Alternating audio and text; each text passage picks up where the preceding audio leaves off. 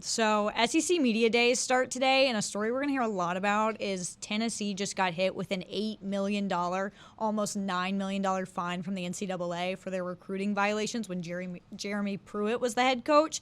That's when they were giving players money in McDonald's bags, Chick-fil-A bags.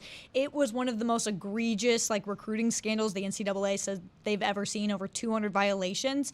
And it's really big for the future of how the NCAA is going to punish schools when things go wrong, because Tennessee did not receive a postseason ban. They lost scholarships, they got the fine, but Tennessee's players now are not going to be punished for what Jeremy Pruitt did when he was there. Over 200. 200 plus Crazy. infractions is wild. It's insane. It was him and his wife paying players and their families. It came out that Darnell Washington, the Georgia tight end, was someone they gave money to. They were just handing out cash, and they were doing it in fast food bags. Yes, and no. Yes, and no. And part of the investigation is run out. I got this via Knox News, hat tip to Philip Lewis. Former Tennessee football coach Jeremy Pruitt said racial inequality and George Floyd were on his mind when he gave a player's mother $300 in a Chick-fil-A bag. If you had to get money in a fast food bag, which fast food are you going with? I'm going with McDonald's because nobody seals their stuff like McDonald's. I appreciate Chris Cody seizing on the fast food elements. Have again. you guys gotten Uber Eats from McDonald's? I read the story one more time? The way they seal these bags is wild. It's the stickers on top that close the bag with the handles. Put my money in that bag 7 days of the week. Remember that other part? Wrong thread. You took when the fork came up in the road, you turned right to fast food land. Reverse. 3-point turn. Let's go back down to the George Floyd racial inequality. Let's go down both streets. There's a fork. You can't go down both. You can go down one. There's also a knife and a burger. Yeah. I prefer, and this might surprise you because this one's tough for me. I'm not taking Floyd Street. I want to talk more about the fast food. Okay, that's enough. It's a great bag. $300 too. Big bag for $300. You got to a small fry bag, Literal very tiny. bagmen is what you guys are talking about. Yeah, you have to give it in a bag.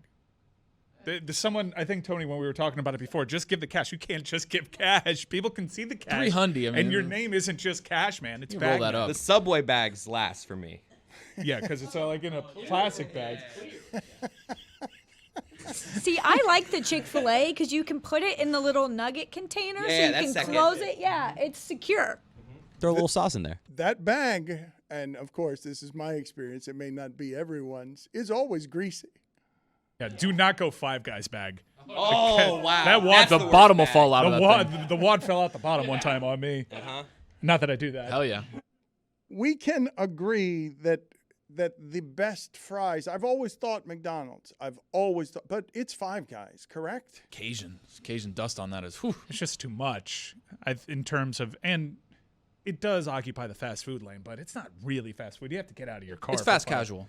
Yeah, you have to get out of your car for Five Guys. Chris Cody can't hit up a Five Guys on his way home from work, can he? No.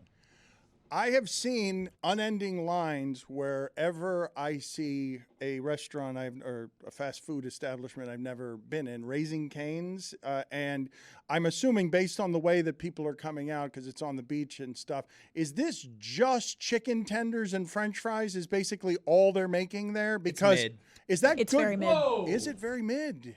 It's not mid. People only like the sauce. The sauce is really good. Everything else is fine, and they just lose their mind over this sauce, which is very good. It's we don't have that here in Florida, or at least in South Florida. We just started getting Raising Cane's, so the sauce is really good. They make crinkle fries, which are nice. They got garlic bread. They got coleslaw. But the internet has been hyping it up a lot, so I was super excited to try it, and I went to that one, and it was just, it was fine. It's just chicken fine. tenders. Right, it's just fine. But as I drove past it with my wife, The volume down. Was this just after you were on chase, a high-speed chase? Well, a low-speed chase? Honey, I'm hungry. I'm so Took tired. a lot out of me. I'm so tired from being old. We've had a busy afternoon. It's our dinner time about 4:30 p.m. I drove by there, and I'm like, that seems like a great idea for drunken beach food. Just give me a bucket of French fries and fried chicken. Yeah, and she said that's a horrible idea in the heat. She thought it was a bad. Her and I disagreed on the wonders of Raising Cane's and why it is those lines were so long. Oh, bad take. It's good hangover food. And the food just exists to be a vessel for the sauce. Exactly. Are you telling me basically that a restaurant or a fast food establishment has gotten very popular with lines that I can't believe every time I see it because of a sauce? Yes. It's not the other. It's not fries and chicken, which everybody likes. Well, the move on the internet is to take the little bread, put a tender in there, put the sauce over it, make a little like chicken tender hot dog with their little biscuit, their little bread that they give you, that little toast. It's delicious. It's just fine though. It's, it's good. Mike, read again that story because I want those details again, even though we went down a more delicious smelling path. Yeah. Even for me, who doesn't mind those George Floyd conversations. Yeah, former Tennessee football coach Jeremy Pruitt said racial inequality and George Floyd were on his mind when he gave a player's mother $300 in a Chick-fil-A bag.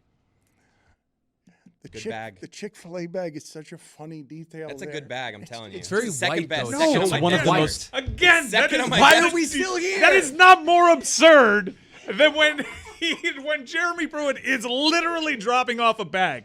You have to have people for that, Jeremy. That is number one. Prue Bear. His person for that was his wife. His wife was giving out money to the families. You can't do that. But also, to show that you care in that moment in time, hey, sorry about George Floyd. Here's a Chick-fil-A bag of $300. What? I guess the messaging on the helmets is working, though. So I'm happy. I may be showing great ignorance here because when Lucy just said to me that the NCAA fined Tennessee between $8 and $9 million, I was legitimately confused because A, I don't think of the NCAA as having a real power anymore.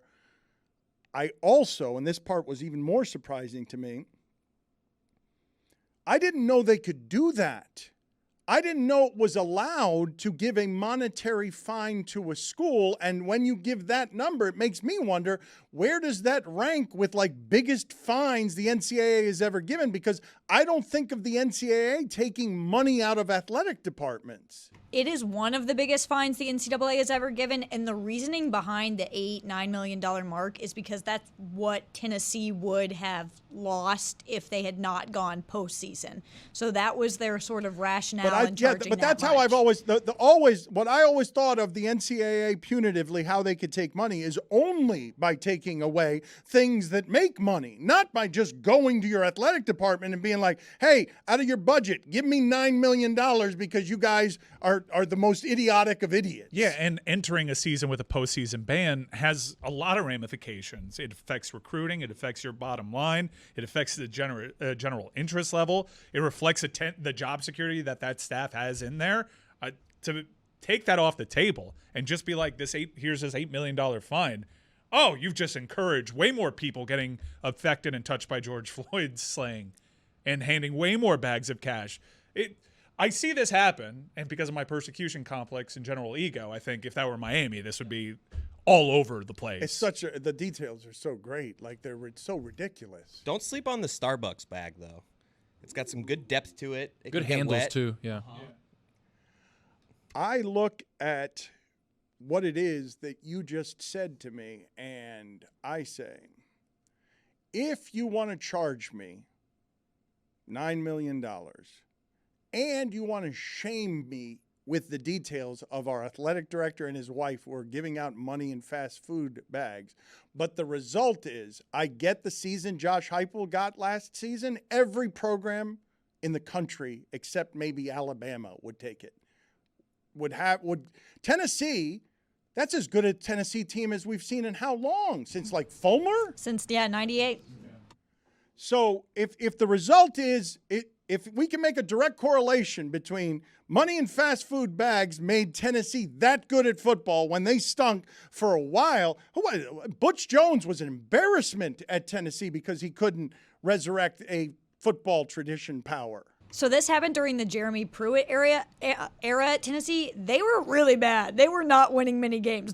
Those money bags did nothing for Tennessee. I was thinking of it as the evolution of if we could do it that way in exchange. If we offered Tennessee, you're right. It didn't have anything to do with last season. I mean, it did. But I would. Those are the seeds. It was the investment. It was the investment. That's a down payment. Any program would take that as the investment. Both things, the shame and the fine. Shout out to George Floyd and his family.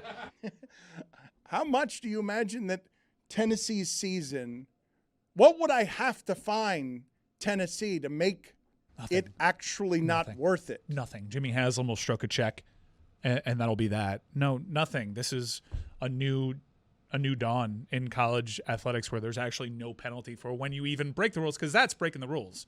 There's NIL, and people get mad enough about NIL, but NIL, its purpose is for people to get their money through legal means, but you're still always going to have this aspect from it. A head football coach giving a player's mom a bag full of cash is cheating in the most easy to understand form.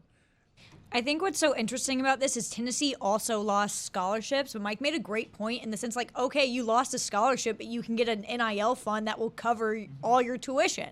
And in that state, directly, the schools can fund, they can funnel people to these institutions. Memphis does it all the time because they have big boosters with FedEx. Tennessee is taking full advantage of the state that they occupy in with really lax rules. Would you guys be kind enough for me to just give me an assortment of times the NCAA has given a huge fine, monetary fine, not taking away something that would make you money, but something like Penn State would be the first place that I go to potentially. One of the things I'm finding interesting about whatever this new era is that will involve, hey, there are new rules and we don't actually have power to enforce very much because everyone knows the NCAA is a sham and all the walls have fallen on. We're going to start paying Lincoln Riley. We're going to buy your coach and your quarterback if we want them because we can do it that professionally now.